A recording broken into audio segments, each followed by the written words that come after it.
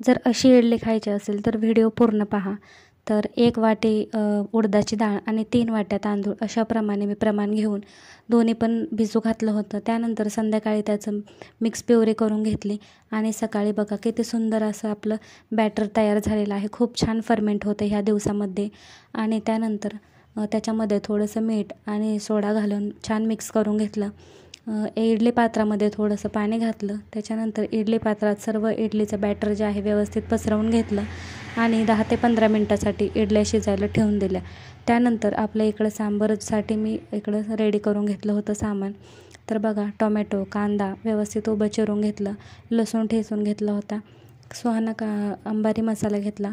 त्यानंतर कढईमध्ये कढीपत्ता, मोहरी, कांदा टाकून टोमॅटो टाकून व्यवस्थित परतून घेतलं। थोडंसं मीठ ॲड केलं, कांदा लसूण मसाला, सांबार मसाला आणि लाल तिखट घातलं, मीठ घातलं आणि आपण जी शिजवलेली डाळ होती, मी तुरीची डाळ शिजवून घेतली होती ती टाकली। थोडंसं आपल्याला हवं तसं पाणी घालून घ्यायचं आणि तोपर्यंत आपल्या इकडे इडल्यासुद्धा रेडी झाल्या होत्या। मग त्यासुद्धा काढून घेतल्या आणि आमच्या ह्या छोट्या हाताला इडल्या खूप आवडतात। तुम्हालासुद्धा आवडतात का? कमेंटमध्ये नक्की सांगा आणि कशी दिसत आहे हे सुद्धा सांगा।